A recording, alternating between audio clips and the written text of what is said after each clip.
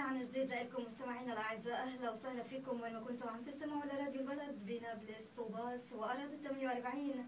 واكيد ما بننسى مستمعينا الاعزاء بطول كرم ومستمعينا من خلال الموقع الالكتروني www.albaladfm.com. أجمل التحيات الصباحية لكم مستمعينا الأعزاء بكل مكان. إحنا معكم بالمشوار الصباحي استوديو الصباح وبساعتنا الأولى وتحديدا بالجزء الثاني من ساعتنا الأولى وبرنامج شبابيك برعاية من جوال مع جوال كل يوم جديد. اليوم مستمعينا في شبابيك رح بتكون ضيفتي ست أحلام قبها. أهلا وسهلا فيك ست أحلام. أهلا وسهلا فيك. رح نتعرف من ست أحلام على كتاب قامت بتأليفه وأيضا على حياتها بألمانيا وكيف الألمان بينظروا للقضية الفلسطينية وللدين الإسلامي. وأحلام اليوم أيضا رح نناقش معها كتابها لبيت في كل مكان ولكن بلا وطن. أهلا وسهلا فيك ست أحلام معنا عبر أثير راديو البلد. نورتي استوديوهات راديو البلد أكيد. وبدنا من حضرتك لليوم نعرف أهالينا بمحافظة جين وجميع مستمعي راديو البلد بداية عن حضرتك. أنا أحلام كبها، مواليد زبدة يعبد الضفة. ولما كان عمري أقل من سنة طلعنا على ألمانيا. أهلي عايشين، أبوي بك عايش في ألمانيا وظليت هناك يعني ترعرعت مدارس وكله في ألمانيا لحد ما تجوزت بال 85 من عرب الداخل. فأنا اليوم عايشة في إسرائيل. أهلا وسهلا بحضرتك أحلام. احكي لنا كيف يعني بالفترة بداية بفترة طفولتك بألمانيا، كيف كانت حياتك بألمانيا كونك فلسطينية عم بتعيشي هناك وأيضا مسلمة؟ يعني كطفل صغير أنا ما كنتش عارفة أنا غير عن أولاد صف الألمان لحد معين، لحد ما روحت عملت طقوس المسيحية اللي هو التصلب أو الصليب. وأبوي حكى لي إنه هذا الإشي عندنا حرام، إحنا غير، إحنا مسلمين. فأنا عرفت إنه إشي اسمه إسلام. أنا في بلد كولد صغير بعرفش إشي ثاني عنه. هاي أول خطوة اللي أنا عرفت إن أنا غير عن أولاد صفي. بعدها بفترة برضو لما بعرف عن حالي بالمدرسة إنه أنا يعني كأجنبية إن أنا أصلي فلسطينية، معلمنا كلنا أنت فلسطينية اللي هي اليوم اسمها إسرائيل. هون أنا عرفت إنه برضو أنا بلادي غير عن أولاد صفي الثانيين اللي مثلا كان عندنا من اليونان اللي ما حكالهاش نفس الإشي. لما رحت حكيت لأبوي حكى لي قصة فلسطين، أنا فلسطين أخذوها منا واليهود اللي إحنا بنأخذ عنهم كنا في ألمانيا مكثف شو عملوا فيهم النازيين. نعم، يعني كانت صورتكم عن اليهود إنه مساكين يا حرام. يعني هم نفس الضحايا اللي إحنا بنأخذ عنهم وبكثافة في ألمانيا. يعني هم نفسهم اللي أخذوا منا فلسطين. وأبوي قال لي إنه إحنا ممنوع نرجع على فلسطين. يعني أما أبوي ما عندوش يعني هي حق العودة، يعني ما بنقدر نرجع على فلسطين. يعني حصل تناقض انه احنا بنعرف انهم ضحايا، بنعرف انهم مساكين انحرقوا، رحنا على الهولوكوست وشفنا كيف المعامله كانوا ياخذونا بالمدارس على المحارك مشان تروح تشوف كيف عايشين. وبنفس الوقت يعني هلا عم تعرفي انه انا بلدي وانا طلعت من بلد لانهم اخذوها، فحصلت مفارقه عندي. هذا اللي اعطاني بجوز الدافع برضه يعني من صغري اني تفوت على السياسي، يعني عالم السياسي. فانا بعتقد انه كل فلسطيني لما بيخلق يعني مع قضية، احنا بنخلق كطفل مع قضية بجوز غير عن كل شعوب الناس الثانية. غير انه طبعا حب فلسطين، خاصة اللي عايشين برا. يعني ابوي وامي طول النهار يخافوا عن فلسطين، بلاد فلسطين، ريحة فلسطين، اكل فلسطين، كل شيء غير. رغم ان المانيا يعني جنة، اما كل شيء بفلسطين غير. يعني بصير عندك برضه الحب يعني. بس انت كبنت بتعرفيش شو معناها فلسطين. انا اول مرة ما بعرفهاش. فيعني انه نفسك بدك تشوفيها هاي فلسطين، بصير عندك برضه الحب والشوق للبلد انت بتعرفيهاش اما انت بتنتمي منها.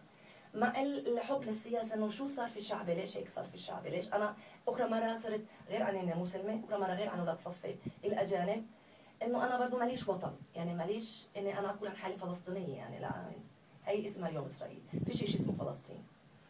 فهنا انت بصير عندك الدافع السياسي، بدك تعرفي اكثر. صحيح. فحاولت قد ما اقدر اجيب كتب واقرا عن فلسطين وتاريخ فلسطين. حلو.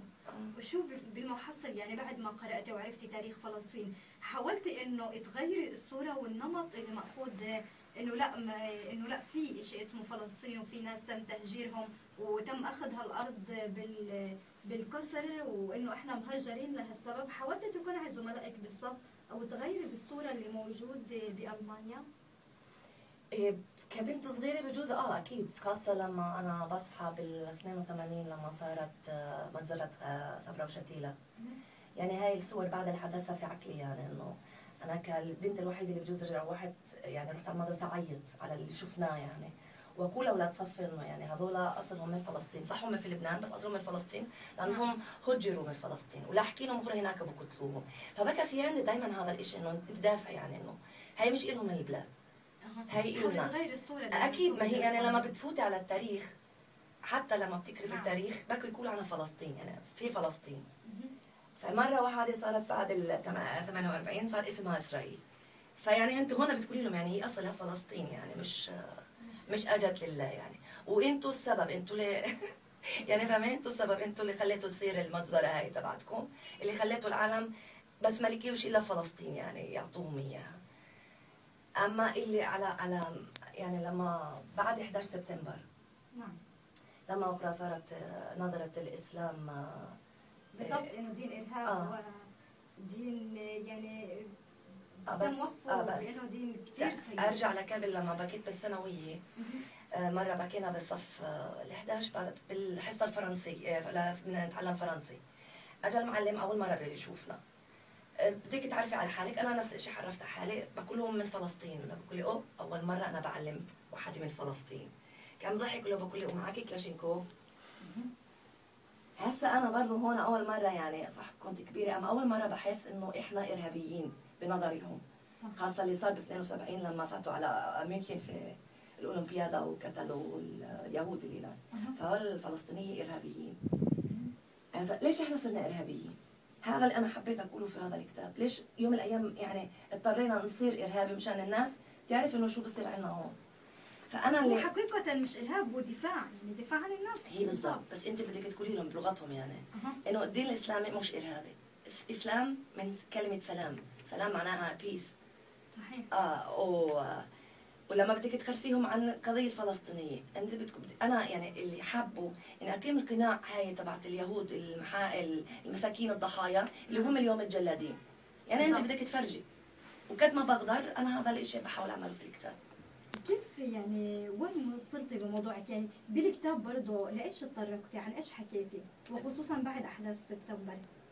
أنا تركت مثلا كيف تعاملونا على المحسوم، على الحواجز. طبعا كتابك باللغة الألمانية. الألمانية. أنا تركت لما كنا نيجي زمان عن طريق الأردن في الجسر كيف كانوا يعاملونا. أنا بصحى مثلا اختيار بكينا يعني يحطوا الكندرة وفوق الحطة والعكال أو العكس.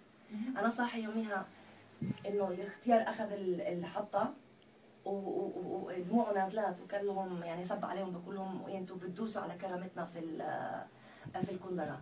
فانا حكيت لهم انه شو معنات انه الواحد عندنا يعني اكبر مسبيه تقول عن واحد انه هو كندرة. بالالماني هذا شيء مضحك يعني، انه هاي مش مسبيه. وشو معنات الحطه والعكال للفلسطيني او للعربي، هي معنى كرامته. وشو معنات الكرامه عند العرب؟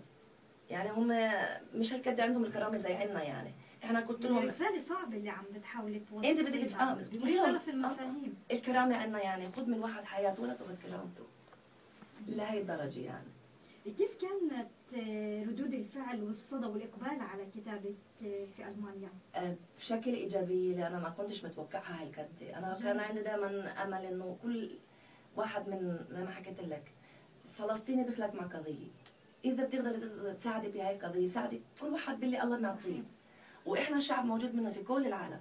صحيح. يعني معناها إحنا بنحكي كل لغات العالم بالضبط. فكل واحد باللغة اللي هو عنده يحكي للشعب اللي هو عايش فيه شو معنات فلسطين بالضبط، وحاول يغير الصورة بالضبط. يعني أنا كمان يعني لو يعني واحد غيرت شخص واحد يعني وهذا الشخص بغير أخرى واحد، أنا عملت كثير. أما لا، أنا الصحافة بألمانيا كثير اهتمت فيه. الندوات كانت دائما ملاني. كتاب ألمان مشاهير برضو اهتموا كثير في الكتاب. يعني انت لازلت بترجع وبتسافري على المانيا؟ يعني صح انت متزوجه في اراضي 48 ولكن انت لسه بتزوري المانيا. اهلي عايشين لحد هسه في المانيا، اهلي واخوتي كلهم في المانيا، انا لحالي عايشه هون. عشان هيك في كل مكان لي بيت. جميل. وبتعطي ندوات وبيكون في اقبال عليها وبيتفهموا القضية الفلسطينية وبيتفهموا بالضبط اللي عم بيصير، يعني عم تنقل الصورة بطريقة أكيد جميلة، عم يتفهموا بالضبط اللي عم بيصير، وعم بغيروا من أفكارهم إنه اليهود الحمد مظلومين لله. والمحرقة والهولوكوست انه كثير اللي بيحكوا انه صح هي اجدادنا اللي عملوها، واحنا لازم نوقف للشعب اللي قاعد بصير فيه زي ما احنا عملنا في اليهود. يعني مش لازم نخلي الهولوكوست يصير اخرى مره بالفلسطينيين. شو اللي بيمنع الألمان برضو إنهم يدعموا الشعب الفلسطيني؟ برضه تاريخهم يعني لسه شاعرين بالذنب تجاه اليهود على الرغم من كل الاشياء اللي حتى بيعملوها. هم لازم يدفعوا لهم برضه، بعرفش قديش بالسنه الحكومه الالمانيه للحكومه الاسرائيليه. يعني لحد هسه فيها الاشياء كحكم بذات الوقت عم يعرفوا انه هم عم يعملوا محرقه بشعب ثاني. يا اكيد، بس هي انا بقول لك الاعلام مش لهالدرجه بتبين كل شيء بصير عندنا. فانت بدك تعملي، انا قاعد بكتب على كتاب جديد، بكتب في كتاب جديد اللي بتطرق فيه لكل هاي المواضيع. شو بصير؟ يعني ميد ان اسرائيل، صنع في اسرائيل. عم بتواجهك مشاكل وصعوبات بهالرساله اللي عم بتقومي فيها؟ لحد هسه الحمد لله لا. جميل. يعني حتى انا صحف اسرائيليه اجوا عملوا معي مقابلات. يعني بدهم يعرفوا، هم مثلا اللي بيستغربوا انه انت اسرائيليه. انا بقول لهم لا انا مش اسرائيليه. قال لي بلا انت ما انت معك جنسيه اسرائيليه. بقول لهم اهلي معهم جنسيه المانيه صاروا المان، انا فلسطينيه. ما تعرضت لمضايقات يعني لا من الحمد لله لا. هون بفلسطين يعني كأحلام احنا دورنا انه نعرف الناس فيكي ونعرف المؤسسات ايضا. هل بتشعري انه بحاجه انت لدعم معين كأحلام لحتى تكملي برسالتك اللي عم بتقومي فيها؟ والله هذا انا ما بعرف، وانا بعمل كله قاعد يعني لحالي. انا بسافر على المانيا برضه على حسابي الخاص. يعني انا اخر جمعتين طالعه على المانيا، في عندي كمان ندوات. انا بحاول اعمل يعني اكون انا صوت لفلسطين، اذا الله بيقدرني ليش لا. كثير حلو، وبالفعل انت عم بتلاقي صدى. لوين برضه حابه توصلي برسالتك؟ يعني انت لسه عم تحملي مش رساله الشعب الفلسطيني لوحده، انت عم تحملي يعني رساله كثير كبيره. انت عم بتمثلي احلام، بتمثلي الشعب الفلسطيني وبتمثلي الدول الاسلاميه والعربيه. كون المانيا عم ينظروا للدين الاسلامي انه دين ارهاب، ما اعطى المراه اي حقوق وهو اهان المراه، وبعض المسلمين بألمانيا عم ينجروا لهالشيء. بالضبط. يعني هذا برضه كان دافع اني اكتب هذا الكتاب. انه بتشوفي بالتلفزيون الالماني بيجوا مسلمين باسم الاسلام بيقولوا المرأة ما لهاش اي حق عنا، المرأة يعني لازم تمشي ورا الزلمه، ممنوع تتعلم. فانت بتيجي هون بتقولي لهم لا ديننا مش هيك بحكي. يعني احنا الدين الاسلامي نزل يعني اعطى حق للمرأة، اول دين بجوز يعني. صحيح. يعني الحقوق اللي موجوده عندنا، بس عن جد وللاسف المسلمين احنا برضه ما بنمثلش الدين الاسلامي هالقد يعني بايجابيه في الخارج. برضه هذا لازم ينقال. يعني مش انه انا ما اروح يعني بقول لك مثلا الدين بقول دائما عندكم الدين بيقول اقتل وقاتل واذبح، هذا دينكم. انه جهاد. جهاد، بيعرفوا كلمه جهاد. جهاد معناها يعني الله اكبر، جهاد معناها واحد بده يروح يفجر حاله. فانت بتحكي لهم شو معنى جهاد؟ جهاد انه انا اكون في المانيا او هنا في اسرائيل وامارس طقوس الدينيه. يعني انا لابسه شال قدام هذا اسمه جهاد. صحيح. الجهاد مش معناه يعني بس روح اقتل. وبعدين انت انا بقرا يعني بعرف الانجيل، بالانجيل برضه مكتوب اقتل، ولا حرب صليبيه شو كانت. فانت لازم برضه تعرفي تجاوبيهم. اكيد. وحتى بده اطلاع واسع وقراءه يعني تراث وتاريخ ينقرأ باستمرار. وعم بتقومي بكل الحمد لله. لا الحمد لله. اكيد. يعني دائما انا بحكي في كثير امثال بشعبنا الفلسطيني بنفخر فيها دائما، وايضا احنا بحاجه لكثير ناس مثل هيك بتعرف اللغات الثانيه واللي تقدر توصل الصوت اللي يعني قدر الامكان عم بيتم بوسائل الاعلام عم بيتم حذفه الاجنبيه، ما عم يوصل صح. يعني انتم جنود لهم قضيه يعني وبيجاهدوا بسبيل هالشيء. شو بتحبي توجهي رساله للناس فلسطينيه عم بيعيشوا بدول اجنبيه ايضا وللناس اللي موجودين هون بفلسطين؟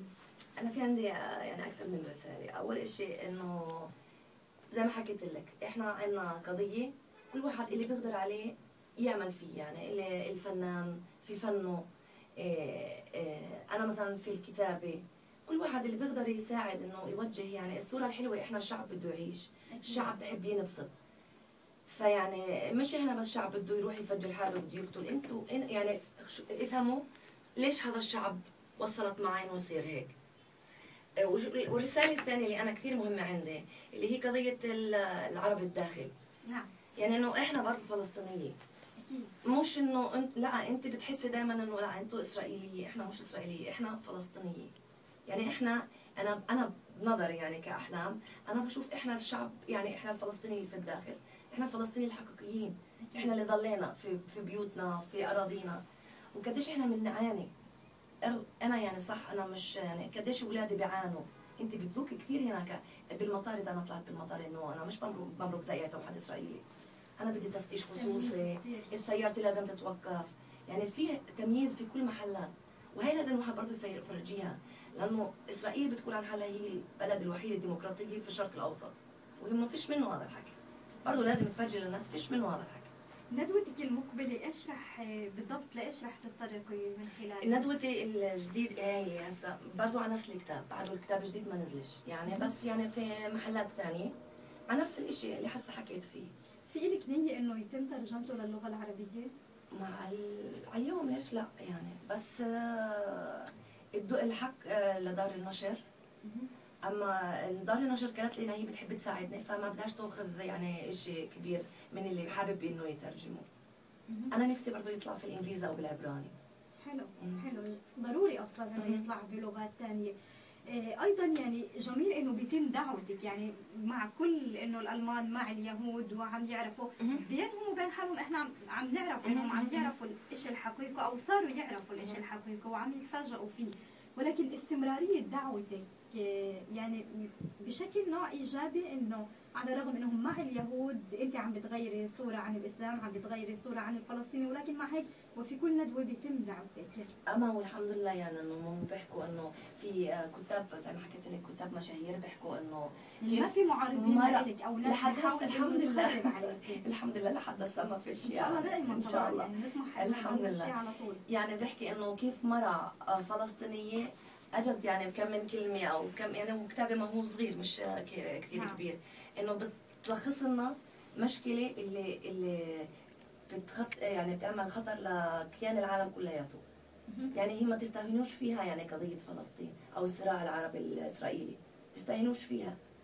يعني هي بتقدر توصل إنه يصير الحرب العالمية الثالثة، إنه كيف مرة بتيجي كل هاي الأشياء بتكتب عنها، ومرة عربية. يعني هذا اللي هم مستغربينه، مرة عربية ومسلمة، هي مسلمة هي أهم شيء عندهم. ففي منهم بحاولوا يعني بيرشحوه لكتاب السنة. جميل جميل. شو بتتوقعي برضه في الأشهر والأيام والسنوات حتى المقبلة مع استمرارك بهالعمل؟ إنه الندوات تكبر. يعني اليوم صرت يعني أنا أول سنة أنا اللي بكيت ألزم أروح أسأل الناس بدي أعمل ندوات، هم السنة هم اللي صاروا يتوجهوا للواحد بدهم إياه. جميل. كلمة أخيرة بتحبي تحكيها للمستمعين؟